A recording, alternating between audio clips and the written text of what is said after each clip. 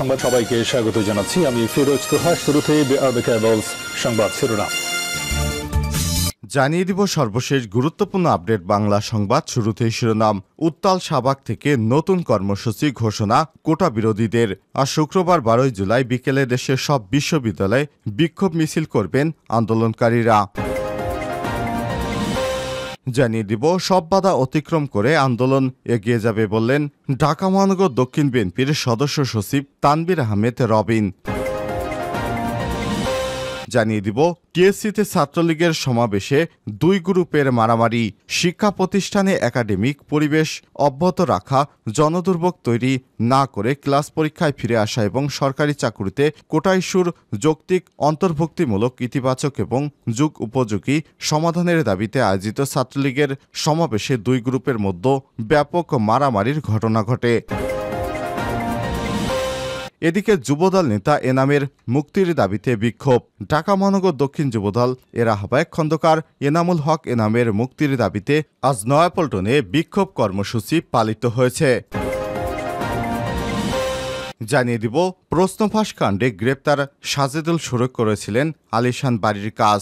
সম্প্রতি দেশজুড়ে আলোচনার কেন্দ্রবিন্দুতে রূপ নিয়েছে পিএসসির প্রশ্নফাঁস কাণ্ডে। সামাজিক যোগাযোগ মাধ্যম থেকে শুরু করে গ্রামের চায়ের দোকান, আড্ডা, সব জায়গায় টক অব দ্য কান্ট্রিতে পরিণত হয়েছে পিএসসির প্রশ্নফাঁস কাণ্ড এবং আবেদ আলী সমাচার। এরই ধারাবাহিকতায় সাজেদুল নামে একজন অফিস সহায়ক, তিনিও প্রশ্নফাঁসের সঙ্গে জড়িত। তিনি তার এলাকায় আলিশান বাড়ি তৈরির কাজ হাতে নিয়েছিলেন, কিন্তু প্রশ্নফাঁস কাণ্ডে গ্রেপ্তার হওয়ার পর তার সে বাড়ির কাজ এখন আপাতত স্থগিত রয়েছে।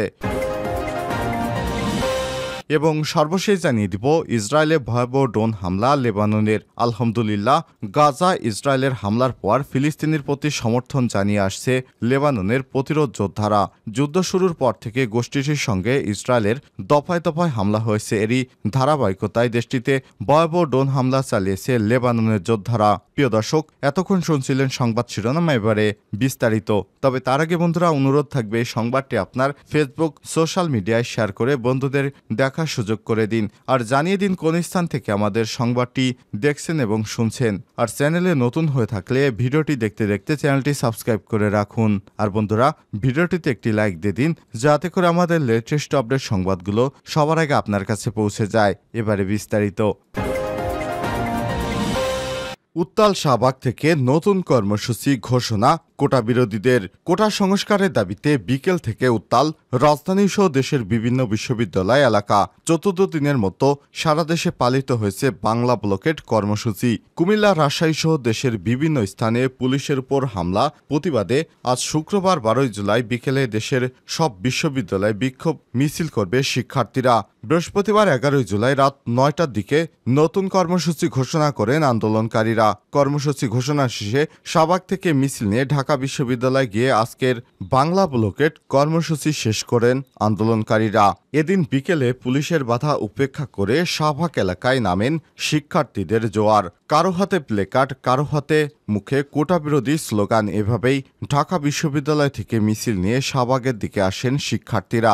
শাহবাগের কাছাকাছি আসতেই বাধা দেয় পুলিশ, কিন্তু পিছু হটেনি আন্দোলনকারীরা। মুহূর্তের মধ্যে পুলিশের লোহার ব্যারিকেড ভেঙে শাহবাগ দখলে নেয় শিক্ষার্থীরা। এক পর্যায়ে আন্দোলনকারীদের থামাতে পুলিশের আনা সাজোয়াজান ঘিরে ফেলেন শিক্ষার্থীরা। এ সময় সবকিছু গুটিয়ে নিয়ে সরে যায় পুলিশ। ঢাকাতে পুলিশ পিছু হটলেও কুমিল্লা, চট্টগ্রাম সহ বেশ কিছু বিশ্ববিদ্যালয়ে পুলিশ মারমুখী ছিল বলে অভিযোগ পাওয়া গেছে। কুমিল্লা বিশ্ববিদ্যালয়ে পুলিশের হামলায় আহত হওয়া বহু শিক্ষার্থীর সব সংবাদ ছড়িয়ে পড়ার পর উত্তাল হয়ে ওঠে শাহবাগ চত্বরে। এরই মধ্যে শাহবাগে জড়ো হয় জগন্নাথ বিশ্ববিদ্যালয়ের শিক্ষার্থীরা। আন্দোলনরত শিক্ষার্থীরা জানান, সর্বোচ্চ 5% কোটা বহাল রেখে সরকারি নির্বাহী আদেশ না দেওয়া পর্যন্ত তাদের আন্দোলন চলবে।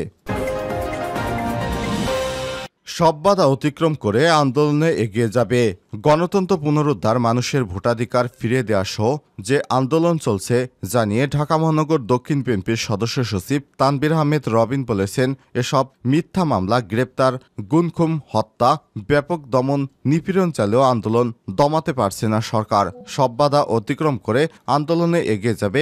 জনসম্পৃক্ত আন্দোলনের মধ্য দিয়ে এই সরকারকে বিদায় করে দাবি আদায় করা হবে।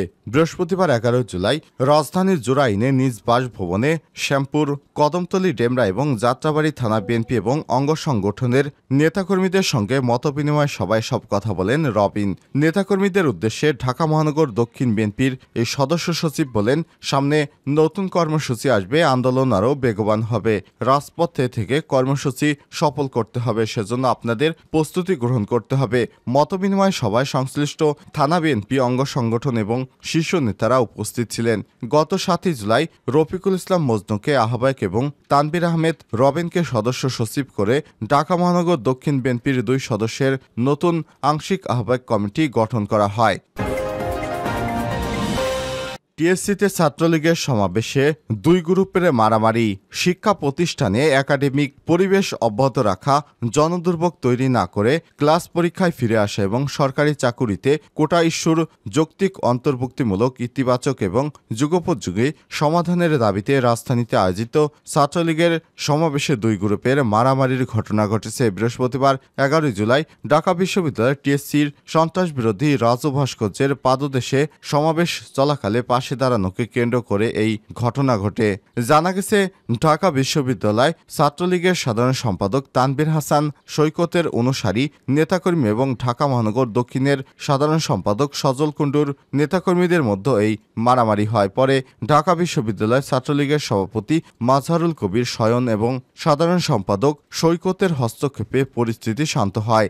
জানা গেছে, সমাবেশ চলাকালে ভালো জায়গায় দাঁড়ানোর বিষয়কে কেন্দ্র করে হাতাহাতি শুরু হয়। এ সময় ঢাবি ছাত্রলীগের সভাপতি মাজহারুল কবির শয়ন বক্তব্য দিচ্ছিলেন। এক পর্যায়ে এক গ্রুপ অন্য গ্রুপকে সোহরাওয়ার্দী উদ্যান গেটে পর্যন্ত ধা করে নিয়ে যায়। পরে ঢাবি সাধারণ সম্পাদক সৈকত নিজে মঞ্চে থেকে নেতাকর্মীদের আলাদা করেন এবং শান্ত করতে কেন্দ্রীয় সাধারণ সম্পাদক ইনান শয়নের হাত থেকে মাইকটি নিয়ে স্লোগান ধরেন। ছাত্রলীগ কেন্দ্রীয় নির্বাহী সংসদের শীর্ষ নেতৃত্ববৃন্দ সূত্র থেকে জানা গেছে, রাজু ভাস্কর্যের পাদদেশে দাঁড়ানোকে কেন্দ্র করে ঢাবির শাখা ছাত্রলীগের নেতাকর্মীরা ঢাকা মহানগর ছাত্রলীগের দক্ষিণের সভাপতি এবং সাধারণ সম্পাদক সহ নেতাকর্মীদের উপর হামলা করে। এ সময় মহানগর দক্ষিণ ছাত্রলীগ অনেকেই মারধরের শিকার হন। এ বিষয়ে কেন্দ্রীয় ছাত্রলীগের সভাপতি সাদ্দাম হোসেন বলেন, স্লোগান থামান, স্লোগান চেয়ে ডিসিপ্লিন জরুরি, স্লোগান বাদ দিয়ে ডিসিপ্লিন আগে। আর সেই ডিসিপ্লিনের কি অবস্থা সেটা আমরা দেখেছি। সংগঠনের ডিসিপ্লিন না মানলে আমরা সময় মতো ব্যবস্থা নেব। সংগঠন কারো মারামারি বা বাড়ির আবদার নয়, আমরা খোঁজ রাখছি, কাউকে ছাড় দেওয়া হবে না। যুবদল নেতা এনামের মুক্তির দাবিতে বিক্ষোভ। ঢাকা মহানগর দক্ষিণ যুবদলের আহ্বায়ক খন্দকার এনামুল হক এনামের মুক্তির দাবিতে বিক্ষোভ মিছিল অনুষ্ঠিত হয়েছে। বৃহস্পতিবার 11 জুলাই সন্ধ্যা 6টার দিকে নয়াপল্টনে বিএনপির কেন্দ্রীয় কার্যালয়ের সামনে সড়কে পল্টন থানা যুবদলের উদ্যোগে এই মিছিল বের করা হয়। প্রসঙ্গত, রাজধানীর পল্টন থানা 4 মামলায় দণ্ডিত যুবদল ঢাকা মহানগর দক্ষিণের আহ্বায়ক খন্দকার এনামুল হক এনাম গত 11 জুন আইনজীবীর মাধ্যমে বিচারিক আদালতে আত্মসমর্পণ করে জামিন আবেদন করেন। আদালত শুনানি শেষে তাকে কারাগারে পাঠানোর আদেশ দেয়। এরপর থেকে কারাগারে রয়েছে এনাম। প্রশ্নফাঁস কাণ্ডে গ্রেপ্তার সাজেদুল শুরু করেছিলেন আলিশান বাড়ির কাজ। সম্প্রতি দেশজুড়ে আলোচনার কেন্দ্রবিন্দুতে রূপ নিয়েছে পিএসসির প্রশ্নফাঁস কাণ্ড। সামাজিক যোগাযোগ মাধ্যম থেকে শুরু করে গ্রামের চায়ের দোকানের আড্ডা, সব জায়গায় টক অব দ্য কান্ট্রিতে পরিণত হয়েছে পিএসসির প্রশ্নফাঁস কাণ্ড এবং আবেদ আলীর সমাচার। আলোচিত বিসিএস সহ 30টি নিয়োগ পরীক্ষায় প্রশ্নফাঁসের অভিযোগে পুলিশের অপরাধ তদন্ত বিভাগ সিআইডির হাতে গ্রেপ্তার 17 জনের একজন সরকারি কর্ম কমিশন পিএসসির অফিস সহায়ক সাজেদুল ইসলাম। প্রশ্নফাঁসের মামলায় সাজেদুল গ্রেপ্তার হয়েছেন। সাজেদুল ইসলামের মধ্যম চরবাটা গ্রামে গিয়ে দেখা যায় বাড়ির পৈতৃক একটি পুরনো টিনের ঘর ছাড়া তেমন কিছু নেই। বাড়ির বাসিন্দা সাজেদুলের মামা আবুল হাশেম বলেছেন, সাজেদুলের বাবা শামসুল আলম মারা গেছেন আরও প্রায় 5 বছর আগে। তিনি একটি সরকারি অফিসের গাড়ি চালক ছিলেন, তবে কোন অফিসে তা জানাতে পারেননি তিনি। পরিবার নিয়ে ঢাকায় থাকতেন তিনি। মাঝে মধ্যে বাড়িতে আসতো। গ্রামে খুব বেশি সয় সম্পদ নেই সাজেদুলের। সাজেদুল বাড়িতে ছাড়া আর 5 থেকে থেকে 6টি পরিবারে বসবাস করে তার বাড়িতে। তাদের পুরনো ঘরে তার মামাতো ভাই পরিবার নিয়ে থাকে। কয়েক বছর আগে সাজেদুল বাড়ি থেকে কয়েকশো গজ দূরে রবির দোকান নামক এলাকায় এক প্রকার জমিতে পৃথক বাড়ি করার জন্য মাটি ভরাট করেছেন তিনি। সেখানে তার আলিশান বাড়ি করার কথা ছিল। রোজার ঈদের পর ওই জমির চারপাশে সীমানা প্রাচীর নির্মাণেও কাজ শুরু করেছিলেন তিনি। ওই নতুন বাড়িতে গিয়ে দেখা যায় 1 একরের মতো জায়গা জুড়ে মাটি ভরাট করে বাড়ির জন্য প্রস্তুত করেছেন। বাড়ির উত্তর পাশে সীমানা প্রাচীর নির্মাণ প্রায় শেষ পর্যায়ে। বাড়ির সামনে স্তূপ করে রাখা আছে ইট বালু সহ বিভিন্ন নির্মাণ সামগ্রী। সীমানা প্রাচীর ঘেঁষে রয়েছে একটি মাদ্রাসা। ওই মাদ্রাসায় প্রধান শিক্ষক মাওলানা গিয়াসউদ্দিন বলেন, মাদ্রাসার পাশের ওই বাড়ির মালিক ঢাকায় কোনো এক মন্ত্রণালয়ে চাকরি করেন বলে শুনেছি তিনি চাকরির পরীক্ষায় প্রশ্নপত্র ফাঁসের ঘটনায় গ্রেপ্তার হয়েছেন। আশেপাশে স্থানীয় বাসিন্দারা জানায়, ঢাকা থেকে ব্যক্তিগত গাড়ি নিয়ে সাজেদুল মাঝে মধ্যে গ্রামে আসতেন। কিছুদিন আগে সাজেদুল ইসলামের সুবাদে তার বোন ও ভগ্নিপতির সরকারি চাকরি হয়েছে।